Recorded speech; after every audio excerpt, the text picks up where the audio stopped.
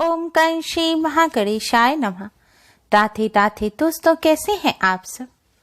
दोस्तों, आज 26 मई बैसाख पूर्णिमा के दिन चंद्र ग्रहण लगने जा रहा है। यह एक पूर्ण चंद्र ग्रहण होगा।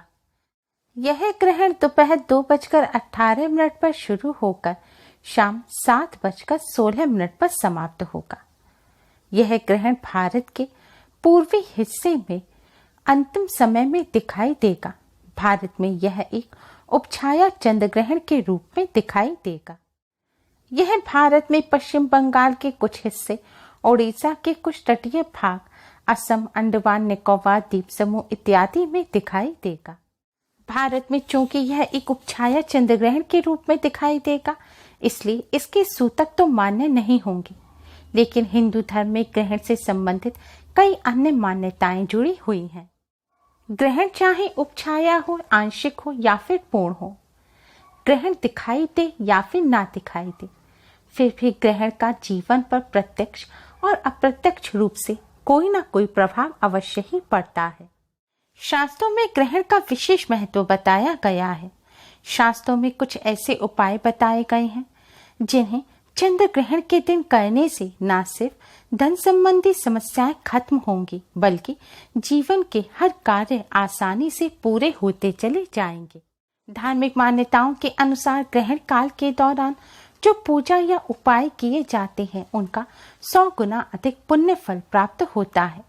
और कुछ उपाय ऐसे होते हैं जिन्हें ग्रहण के बाद करने से ग्रहण से संबंधित जो भी दोष होते हैं, जो भी नकारात्मक प्रभाव या अशुभ प्रभाव ग्रहण से पड़ते हैं, वह सभी दूर हो जाते हैं।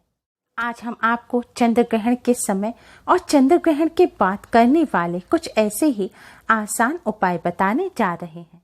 इन उपायों को करने से चंद्रदेव के साथ ही माँ लक्ष्मी की कृपा प्राप्त होती है और घर में सुख समृद्धि बनी रहती है।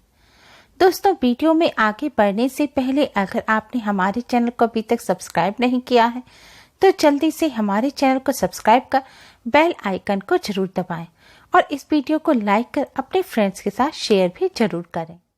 दोस्तों, आप नौकरी की तलाश में हैं या फिर आप कोई व्यापार शुरू करना चाह रहे हैं, या फिर ऑफिस में कोई समस्या है या व्यापार में बरकत नहीं हो रही, तो चंद्र ग्रहण खत्म होने के अगले दिन स्नान करने के बाद आप चावल बनाएं।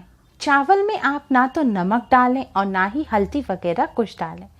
आपको सफेद चावल बनाने हैं। चावल बनाने के बाद इन चावलों में थोड़ा बूरा या फिर थोड़ी सी शक्कर मिलाकर इन्हें मीठा कर लें।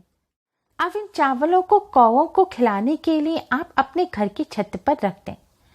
चावल रखने से पहले जमीन पर थोड़ा सा पानी डालकर उसे साफ कर दें और फिर तुरई का पत्ता रखें। तुरई का पत्ता ना हो तो जो पत्तों की पत्तल आती है, आप उसे रख दें, या फिर आप अखबार रख लें और उसके ऊपर यह चावल रख दें।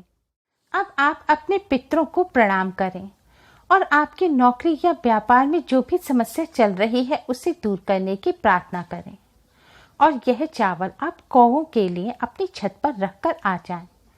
दोस्तों, इस उपाय को करने से नौकरी, ऑफिस, व्यापार से जुड़ी सभी समस्याएं खत्म हो जाती हैं। शास्त्रों में बताया गया है, चंद्र ग्रहण के बाद चावल का यह उपाय करने से घर की दरिद्रता दूर होती है और संपन्नता आती है। साथ ही पितरों का भी आशीर्वाद मिलता है। चंद्रमा को शुभ बनाने के लिए, चंद्र ग्रहण के अशुभ प्रभाव से बचने के लिए और सुख समृद्धि की प्राप्ति के लिए चंद्र ग्रहण के अगले दिन स्नान करने के बाद आप थोड़ा आटा लें और उसमें पिसी हुई शक्कर मिलाएं। अब इस आटे को आप काली चींटियों को खाने के लिए डाल दें। आपको किसी पेड़ के नीचे चींटियों का अगर घर मिल जाए तो आप वहां पर भी इस आटे को डाल सकते हैं। दोस्तों, धर्मशास्त्रों में काली चींटियों को माँ लक्ष्मी, भगवान विष्णु जी का प्रतीक माना जाता है। चंद्र ग्रहण के बाद इस तरह चींटियों को आटा खिलाने से भगवान विष्णु, माँ लक्ष्मी जी की कृपा बनी रहती है। चंद्रमा के अशुभ प्रभाव दूर होते हैं। कुंडली में चंद्रमा की स्थिति शुभ बनी रहती है और घर में सुख समृद्धि आती है। चंद्र ग्रहण समाप्त होने के 41 दिन बाद तक चंद्र ग्रहण के अशुभ प्रभाव रहते हैं, इसलिए यह उपाय भी आप लगातार 41 दिन तक करें। चींटियों को आटा डालना बहुत ही ज्यादा शुभ माना जाता है। माना जाता है रोजाना चींटियों को आटा डालने से सभी अशुभ ग्रहों के प्रभाव दूर होते हैं और दुर्भाग्य भी दूर हो जाता है। सौभाग्य में वृद्धि होती है। इसलिए अगर संभव हो तो इसे अपना रोज का नियम बना लें और रोजाना ही चींटियों को आटा डालें। दोस्तों, जीवन में कभी कोई परेशानी ना हो, माँ लक्ष्मी का सदैव आशीर्वाद बना रहे, धन संबंधी समस्या दूर हो, तो यह अगला उपाय आप चंद्र ग्रहण के समय करें। इस उपाय को करने के लिए आप एक चांदी का टुकड़ा लें। दोस्तों, चांदी का किसी भी चीज का टुकड़ा हो, पायल का घुंघरू हो, पायल हो या फिर कुंडल हो, अंगूठी हो या फिर चांदी का सिक्का हो, कोई भी चांदी की चीज हो, बस आप उसको लेकर सबसे पहले साबुन से अच्छी प्रकार से धोकर साफ कर लें और फिर गंगा जल डालकर इसे शुद्ध कर लें। अब आप एक कटोरी में थोड़ा सा दूध लें और उसमें गंगा जल डाल दें। अब इस कटोरी में आप यह चांदी का टुकड़ा भी डाल दें। अब इस कटोरी को आपको अपने घर में किसी भी ऐसे खुले स्थान पर रखना है जहां चंद्रमा की रोशनी इस कटोरी पर पड़े। आप अपने आंगन में, छत पर, बालकनी में, कहीं पर भी इस कटोरी को रख सकते हैं।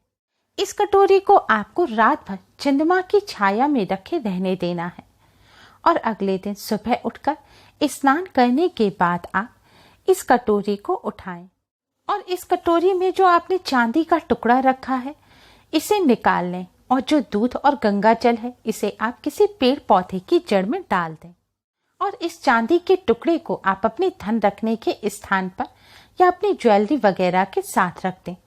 मान्यता है ऐसा करने से जीवन में कभी भी धन की कमी नहीं होती और माँ लक्ष्मी का आशीर्वाद हमेशा बना रहता है।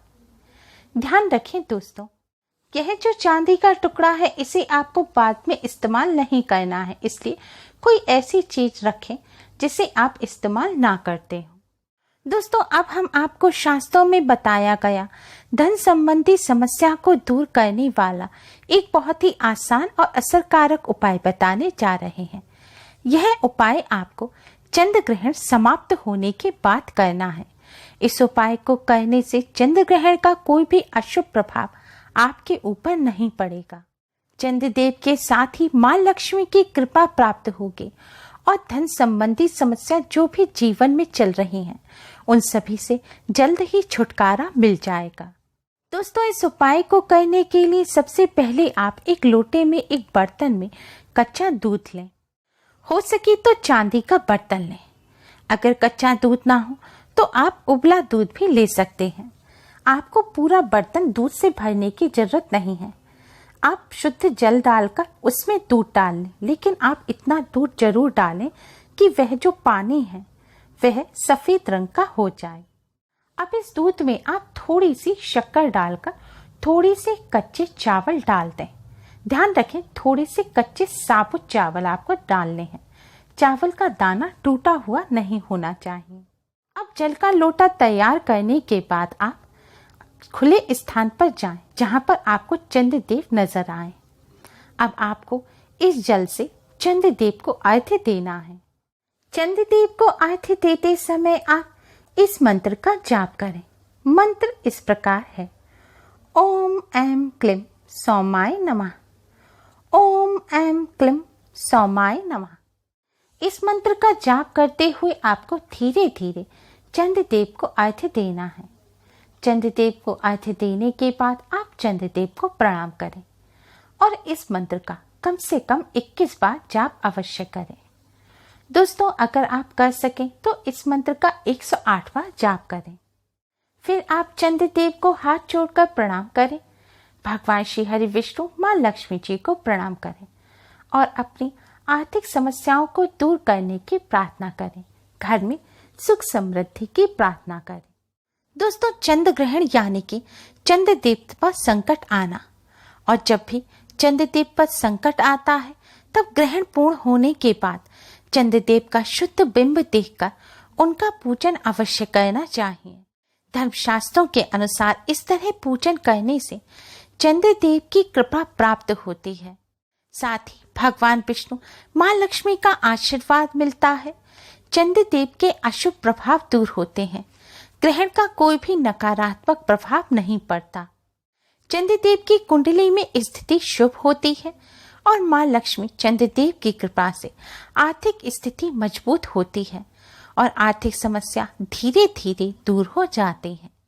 इसलिए आप सभी चंद्र ग्रहण पूर्ण होने के बाद चंद्रदेव के दर्शन कर चंद्रदेव का पूजन अवश्य करें।